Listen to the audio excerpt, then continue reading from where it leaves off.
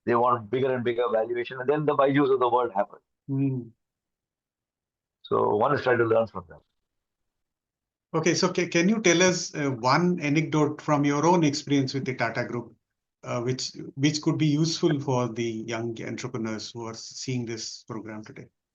No, for example, being fixated on being community centric. That's a value. And community centric doesn't mean that you. We work very hard in Tata. I know from my own career, and my co-author also knows that we sweat like hell to get that last dollar of profit. But we are also taught, and we practice, try to practice. And there are so many people that some people do it better, and some people don't do it so well. That a dollar saved is equal to a dollar in profit. So Mr. Kohli, we have seen him in TCS saying, "Why did you eat in the Oberoi? If you had a lunch in that dhaba next door, you would have saved 30 rupees or 50 rupees. You know, a dollar saved is a dollar of profit." So uh, those sorts of examples. What do you do if you're faced with a dilemma? And we've covered some of the stories in the book. There is a story that I often tell with a joint venture with an American company. We set up a company in the field of automation. And the CEO of that company came to Ratan Tata, who was the chairman of the company. Before I became chairman, Ratan Tata was the chairman of that company. And he said, "I can't get a single order without paying a backhander to the top management of the company." So Ratan Tata's answer was, "Close down the factory." So that shook up the place, you know. How can you close down a brand new factory? So they tried again and again and finally cracked it. And now it's a flourishing company. Which company is this? Honeywell, Tata Honeywell. Okay. Now, of course, Honeywell has bought out Tata, so it's called Honeywell India. Right. Okay.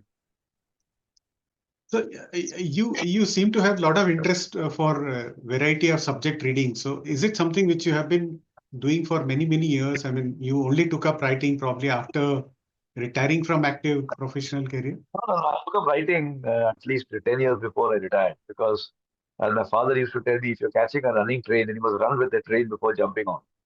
So I started even before. My first book was what you see at the back, The Case. Okay. And that's behind me. And Ratan Tata wrote the foreword for that. And that has sold several thousand copies, 60, 70,000 copies. So it's, and then that got me hooked on. I wrote the second book, When the Penny Drops, and so on and so forth. Okay. And what was the interest? I mean, reading variety of subject is an interest or writing is an interest? What exactly actually attracted towards writing? They are both, feed off each other. It's called it's one or the other. As far as I'm concerned, the writing I was doing was based on my personal corporate experience. None of my books has anything but my own experiences, but not like maine kiya. What did I observe? What did I see other people doing? And real life experiences. That's why I'm very pleased when people tell me that we are able to relate with your book. It has no jargon, and it's very practical. And when you write something which is simple and practical, it looks very obvious when you read it. But then you face the same dilemma later, like a golfer. He suddenly finds that he's making the same mistake, putting his head up or shifting his weight wrongly. But then that's the nature of life, that we make the same mistake again and again, even though we know the principles. So it's not knowledge but practice. So since I'm distilling my own experiences, the subjects on which I've written them, like the case of the bonsai manager, was about human intuition. What do you do if the evidence is to the contrary to your intuition? How do you deal with it? When the penny drops is about self-awareness. Crash is about leadership ego, and so on and so forth. Each book has its own sort of thematic context, but they're all very practical. I would like to believe, and so my readers tell me.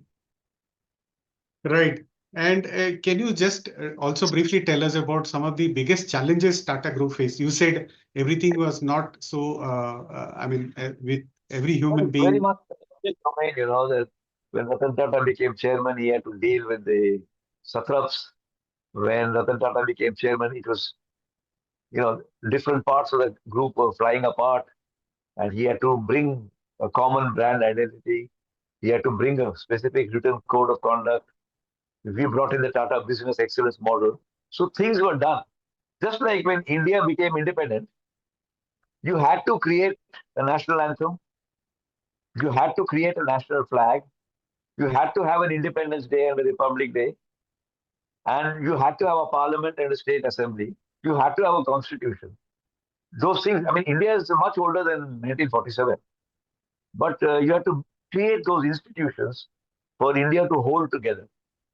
And quite against the predictions of some gurus, India has, with a few aberrations here and there, India has held together in a manner where we can all be very, very proud of the leaders. They all had their defects, and politically it may be useful to talk about them. But honestly, show me one country after the Second World War which is held together without its geography being divided for 75 years. It is unprecedented.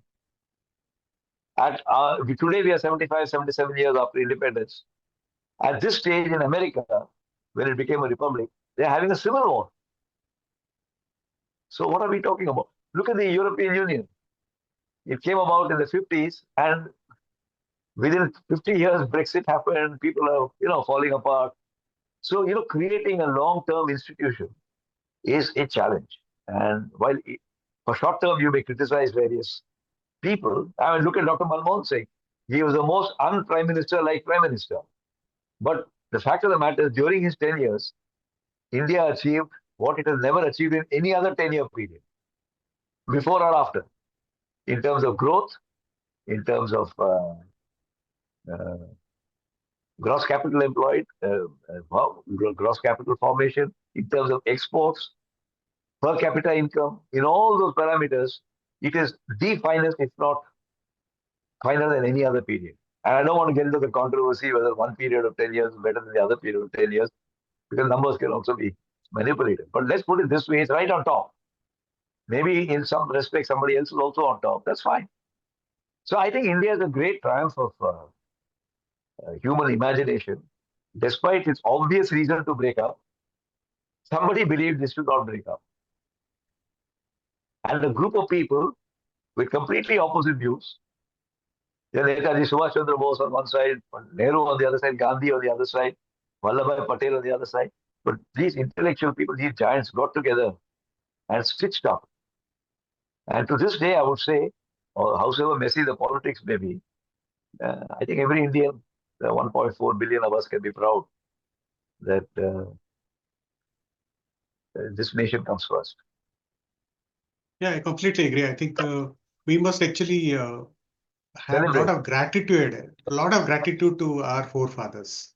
The vision, the clarity. I mean, despite all the, as you mentioned rightly, they had their own viewpoints and such and such. People like Biju Patnaik in your own state, Odisha. I mean, he's a giant of a guy. For him to have done whatever he did in those years, or a Bidhan Chandra Rai in Bengal, and so on and so forth in every state. I won't go one by one. But I think history will evaluate these leaders differently from the way politics will evaluate. That's okay. That's politics. Okay, so now coming back to the subject, so how can startups navigate and overcome similar challenges in their journey? If you can give some guidance about that. Startups should not think that it's the beginning of civilization. Our startup environment, which is focused on innovation and fundraising, gives the impression it's the beginning of civilization. And you're about to do something that nobody's ever done. That's not true. The idea of Tata was a startup. Unilever was a startup 150 years ago. So everybody has been a startup. Startup is like saying infancy or childhood.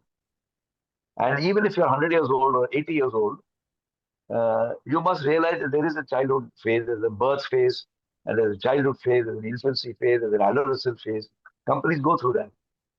So while a baby born in Odisha may be trained in a diet and a language which is different from a baby born in Punjab, the common human factors are there. Hiccup, crapping, learning, toilet habits. And the same thing happens to companies. Whether you're in artificial intelligence or in steel making, you'll go through the crapping and the wetting on the nappy and learning toilet habits. So I think if startups can work on the basis they are not geniuses. The odd one is, but everybody should not kid himself that he is a genius. And then there's a life cycle. So every child that is born is given the impression that he is going to be raised in a manner which nobody else has ever been raised before. Then you're doing a disservice to the child. Encourage the child, but not in an exaggerated. And I think the major message of our book, Wisdom for Startups and Grown-ups, is exactly that. Think of the life cycle of your product. It's damn tough to start up. Let's face it, it's not easy. Don't complicate it further by putting on yourself the goal of becoming 70 kilos in weight by the time you're 10 years old. What do you want to do with 25 billion valuation in 3 years? I don't understand. I really haven't understood. Except to satisfy the greed of some venture capitalists. And the whole objective of any business is actually to ultimately solve a problem for the customer or for the society. I think as long as startups need to get back to the basics and not in order to encourage them, the environment has somehow taken a turn to give the impression that these are God's gift to mankind. So they go to interview the prime minister. They sit with the finance minister and tell him how to run this country. It's okay, each one unto himself.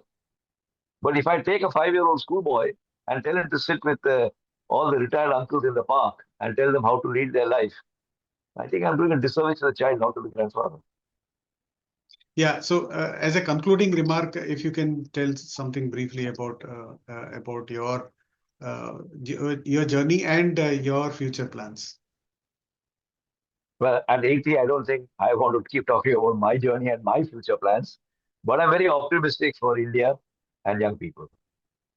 Despite all the stuff that you might see on TV and the noise in the newspaper, I think through all its contradiction, India is a wonderful place to be in. And I have very little doubt. It's not the credit will not go to one government or another government. It's an accumulated process of the last 75 years, which will continue for the next 75 years. And what the economic situation was of India and China being 50% of the world's GDP in 1800, that cycle will come back in 2100. Yeah. That's in between, you have all the politics that go with Viksit Bharat and this and that. And let's not get into that. 2100, you won't be alive, I won't be alive. But this will definitely be, along with China, the two major nations. You can add America. I'm not saying America will decline, but I'm saying we will have restored India and China to their original situation of 300 years before that. Fantastic. That's a very positive note to conclude this conversation. Mr. Gopalakrishnan, thank you so much. I mean, of course, 1 hour is very little time for taking all your wisdom in this conversation, but very, very happy to have you here with us. And I'm sure all your books, all the 20 books, what you have written, we'll provide those links on the show notes. I'm sure a lot of our readers, a lot of viewers and listeners will actually go and purchase them and benefit from your wisdom. Thank you for your time today. Thank you very much for an engaging conversation. Bye. Bye-bye. Hope you enjoyed this episode. We sincerely wish you could take something from our conversation today and be able to apply it to your life in a positive way. We value your feedback. This can help us improve our future episodes. So share your thoughts to serve you better. If you want us to focus on a topic which you think is of importance, let us know. We will share our expertise in future episodes. So, see you soon with a new topic and help you in your career journey.